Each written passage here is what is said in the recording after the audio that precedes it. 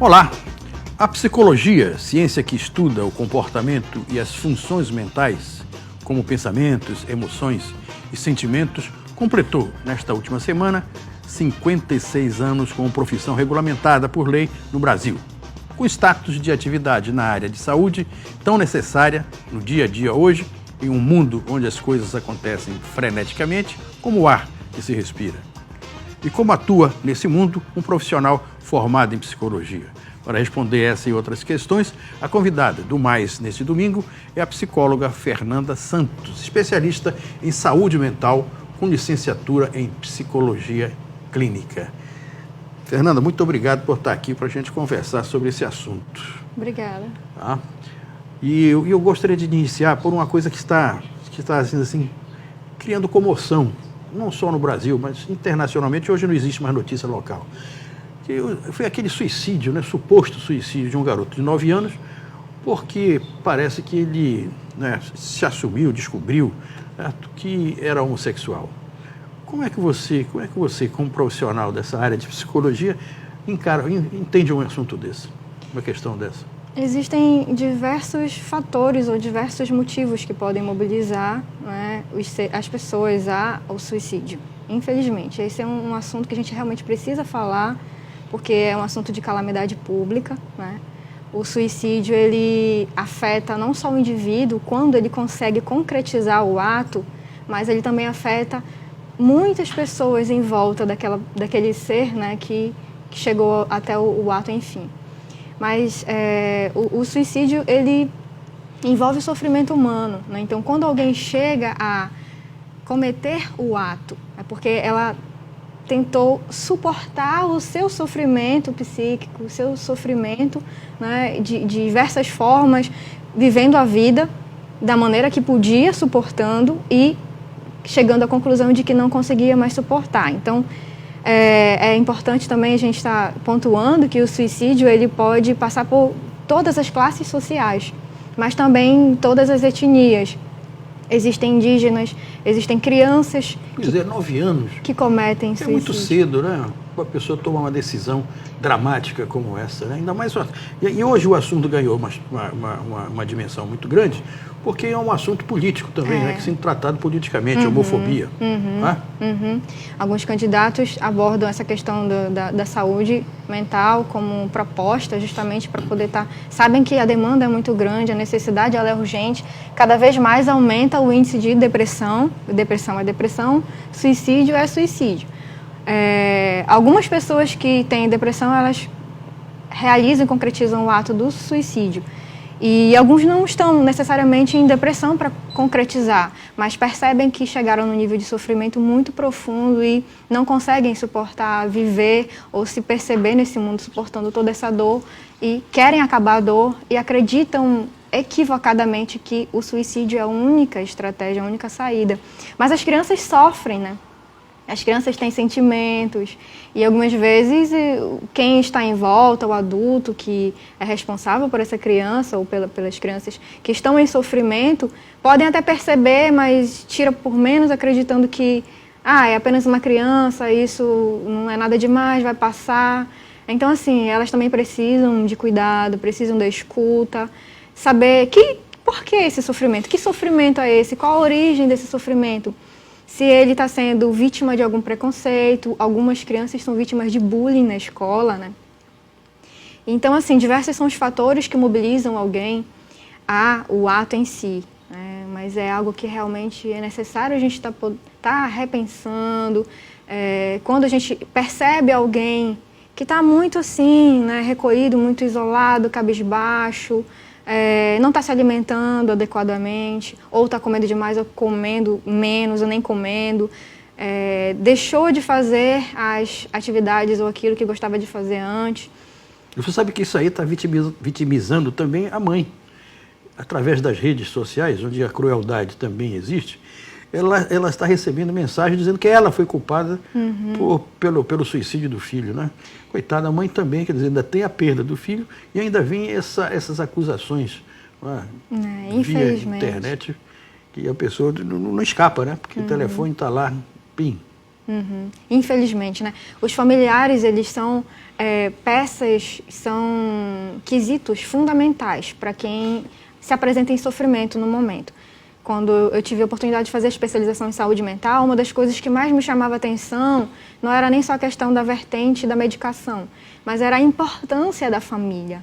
O papel que a família tem, que é fundamental para estar junto dos indivíduos que estão em sofrimento psíquico, que eu costumo usar esse termo de sofrimento psíquico porque a gente pode perceber que todas as pessoas são vulneráveis a sofrer em algum momento, seja pelo estresse no trabalho, seja por alguma perda afetiva, alguma perda por óbito e alguma fase de conflito que a pessoa pode vivenciar, enfim.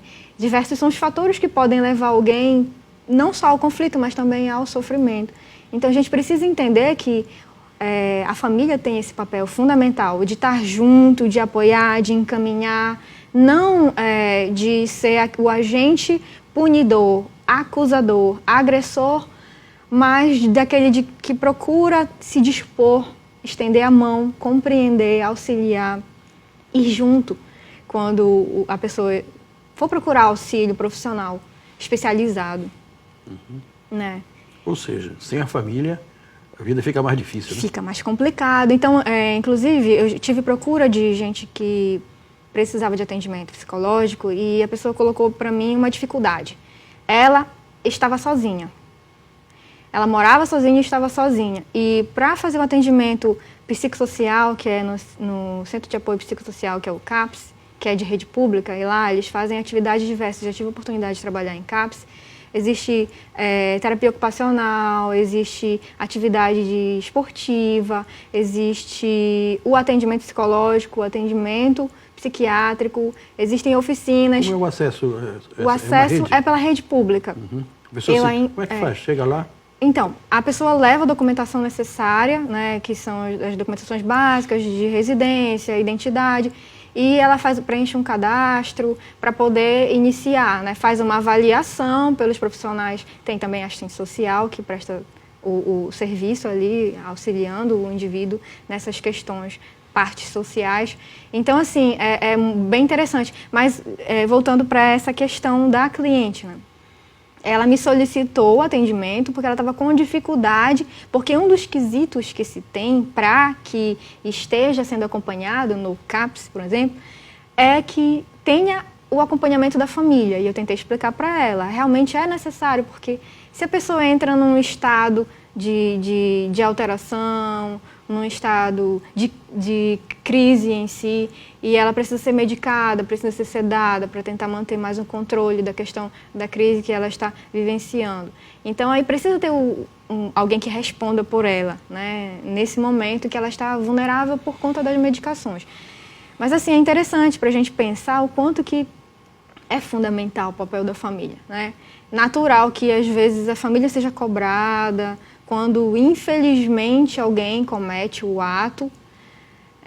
Uma das coisas que eu costumo falar com os meus clientes é que o sofrimento, ele passa, ele é algo que faz parte da vida de todos os seres humanos, que a gente precisa compreender que existem altos e baixos na vida e que a gente precisa também estar acreditando. Essa fase vai passar, esse momento vai ser superado, como muitos outros já foram superados, né, na vida. Fernanda, existe um certo preconceito em relação à questão de assim, a pessoa vai ao psicólogo, começa a frequentar, fazer tratamento e tal, aí a pessoa começa a ficar sob suspeita de que está meio doido, está ficando doido, ou vai ficar doido.